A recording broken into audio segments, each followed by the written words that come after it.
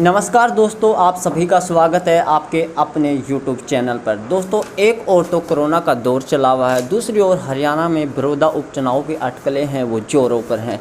चुनाव आखिर इस कोरोना के दौर में कब होंगे, तमाम अटकलें लगाई जा रही हैं। तो आज के लिए हमारे साथ जुड़े हैं बलराम शर्मा, वरिष्ठ पत्रकार, और मेरे सहयोगी के तौर पर सिमरन कौर हैं। नमस्कार सर। नमस्कार सर, सबसे पहले तो आपका स्वागत है हमारे चैनल में। जी, आपका बहुत बहुत धन्यवाद। आप सबका स्वागत है। सिमरन जी आपका भी, और अलाउ जी आपका भी। सर, कोरोना का ये दौर चला हुआ, देश की पूरी तरह से कमर तोड़ दी है कोरोना ने। तो इसी बीच जो बड़ौदा चुनाव की अटकलें हैं, आखिर चुनाव कब होंगे, इसके संदर्भ में आप क्या सोचते हैं? देखो, बात यह है विकास जी, सबसे बड़ी बात है बताऊँ मैं, जो कोई ज्योतिषी तो हूँ नहीं, आगे वे कब होंगे। जब प्रदेश सरकार और चुनाव आयोग चाहेगा तभी बड़ौदा हल्के का उपचुनाव होगा, और इसकी संभावना बहुत जल्दी है। जिस हिसाब से सत्ता पक्ष और विपक्ष की पार्टियां जो बड़ौदा हल्के के दौरे कर रही हैं, उससे लग रहा है कि चुनाव की आहट शुरू हो गई है। सर, जो पहले चुनाव लड़ा गया था, जो मुद्दे चुनाव के आए थे, बेरोजगारी का मुद्दा हो या बुढ़ापा पेंशन की बात हो, जो तमाम मुद्दे वो फैल हो गए। तो अब चुनाव का नया मुद्दा क्या हो सकता है? देखिए, चुनाव का मुद्दा जो आम चुनाव होता है उसमें अलाउ जी अलग मुद्दे होते हैं, और उपचुनाव में अलग मुद्दे होते हैं। उपचुनाव, जहाँ तक उपचुनाव की बात है, सत्ता के साथ उपचुनाव होता है, और यहाँ पर स्थिति थोड़ी अलग हटके है, क्योंकि यहाँ जो बेल्ट है वो देश वाली बेल्ट बोली जाती है, और रोहतक, पुराना रोहतक वाली बेल्ट बोली जाती है। और आज के दौरान कभी रोहतक, पुराने रोहतक में चौधरी देवीलाल जी का गढ़ होता था, और आज इस गढ़ को तोड़ने में भूपेंद्र सिंह हुड्डा जी कामयाब हो गए हैं।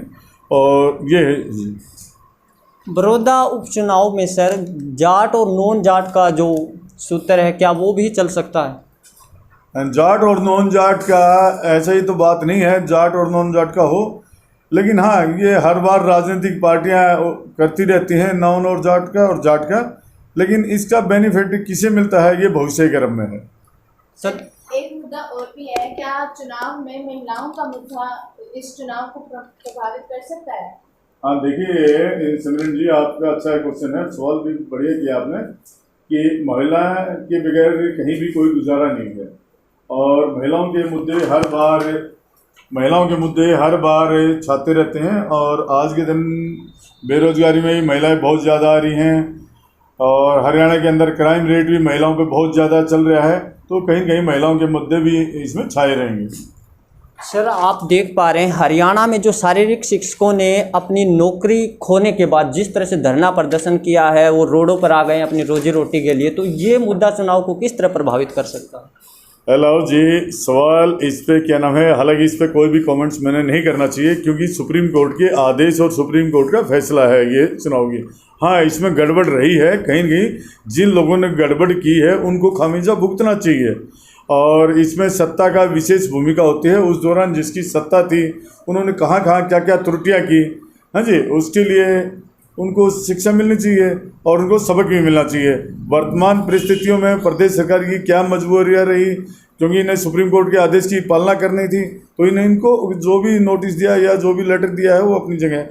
जहाँ तक मुद्दे की बात है, देखिए, जितने भी पीटीआई हैं, लगभग ये पीटीआई और डीपी 1983 या 1883 समथिंग ऐसे हैं, ये अब इनकी एक ही मंशा है। ये कहते हैं कि हालांकि जो इनका जो फैसला था कोर्ट में पिछले कई सालों से पेंडिंग पड़ा था, जब मनोहर लाल खट्टर आई भी नहीं थी तब से कोर्ट में चला हुआ था।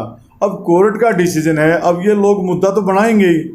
हाँ जी, प्रदेश सरकार के खिलाफ कोई भी होते हैं, प्रदेश सरकार के खिलाफ एक मुहिम चलाई जाती है, और इसमें हो सकता है कुछ विपक्षी पार्टियों का भी सहयोग हो, और ये लोग हल्के में जाएंगे। जैसे ही ने कहा है कि हम बड़ौदा हल्के के उपचुनाव में सत्ता के खिलाफ चुनाव प्रचार करेंगे। सर, बेरोजगारी का मुद्दा, जब चुनाव हुआ था युवाओं के लिए बड़ी बड़ी बात कही गई थी कि आपको रोजगार दिया जाएगा, लेकिन आज हरियाणा में बेरोजगारी के आंकड़े किसी से अछूते नहीं हैं।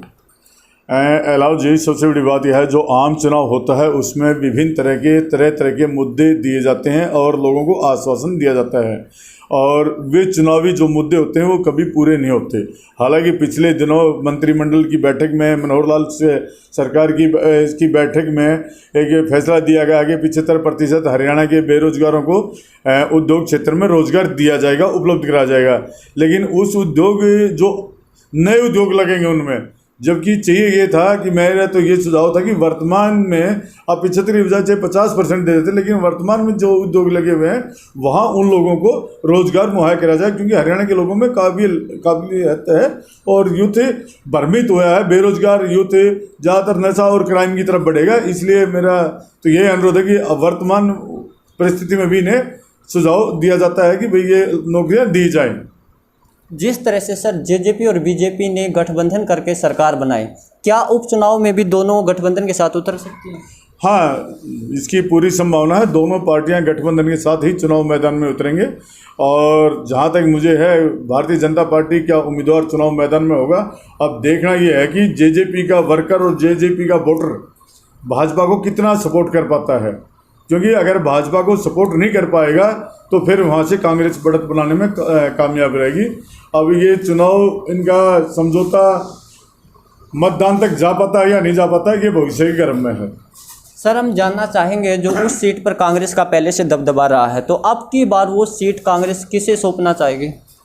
देखिए अलाउ जी, इसमें बड़ा सिमरन जी आप भी बड़ा ध्यान से मैं आपको बता रहा हूँ, कांग्रेस किसे सीट देगी ये प्रदेश के कांग्रेस के जो नेता हैं अपने भूपेंद्र सिंह हुड्डा, पूर्व मंत्री, पूर्व मुख्यमंत्री हरियाणा और वर्तमान में विधायक दल के नेता भी हैं कांग्रेस के, ये निर्धारित करेंगे वो किसे चुनाव मैदान में उतारते हैं। क्योंकि इसकी पूरी बेल्ट और पूरी कांग्रेस हाई कमांड ने पावर भूपेंद्र सिंह हुड्डा को सौंपी हुई है। अब देखना है कि भूपेंद्र सिंह हुड्डा किसे चुनाव मैदान में उतारते हैं। हाँ, भूपेंद्र सिंह हुड्डा की सबसे बड़ी बात यह है कि टिकटार्थी कांग्रेस के टिकटार्थी लगभग 6-7 हैं और इसमें भूपेंद्र सिंह हुड्डा के प्रति, हालांकि भूपेंद्र सिंह हुड्डा के बारे में ये कहा जाता है कि भूपेंद्र सिंह हुड्डा अपने पत्ते कभी भी नहीं खोलते। ये उनकी खासियत है, वो अपने परिवार के सदस्य को भी ये पूरी तरह से नहीं बताते कि लास्ट में अंतिम फैसला वो क्या लेते हैं, और यही उनकी शख्सियत है और यही उनकी कामयाबी के राज भी हैं। अब उनके ऊपर जितना उनके समर्थक, उनके चाहने वाले, कई कलोई हल्के के जो टिकट के प्रबल दावेदार हैं वो भी उन पर अपना दबाव बनाए हुए हैं या रिक्वेस्ट करे हुए हैं कि हमें चुनाव मैदान में उतारा जाए। उधर से श्री किशन हुड्डा का जो लड़का है, उनके परिवार के सदस्य, क्योंकि श्री किशन हुड्डा जी वहाँ से विधायक रहे थे अब और उनका स्वर्गवास होने के कारण सीट खाली होगी, तो परिवार के लोग उम्मीद रख रहे हैं कि उन्हें ही चुनाव मैदान में उतारा जाएगा।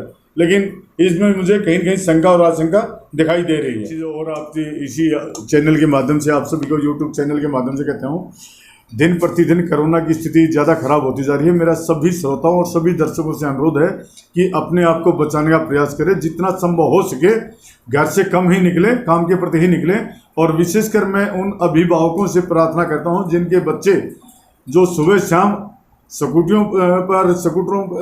पर, मोटरसाइकिल पर जो घूमते रहते हैं और वो सोशल डिस्टेंस का बिल्कुल भी ध्यान रखते, उनसे भी मेरा अनुरोध है कि कृपया इसका ध्यान रखें। आप सबका बहुत बहुत धन्यवाद। तो दोस्तों, ये थे वरिष्ठ पत्रकार बलराम शर्मा, जिनसे हमने कोरोना का दौर तो आपसे किसी से छुपा नहीं है, चला ही हुआ है। इसी बीच जो हरियाणा के बड़ौदा हलके में उपचुनाव होने वाले हैं, उसको लेकर जो अटकलें लगाई जा रही थी, उस पर खास चर्चा की है। तो दोस्तों, आप देखते रहिए, आपके अपने चैनल को ज़्यादा से ज़्यादा लाइक कीजिए, शेयर कीजिए, सब्सक्राइब कीजिए, और फिर किसी दिन मुलाकात होगी किसी दूसरे मुद्दे पर।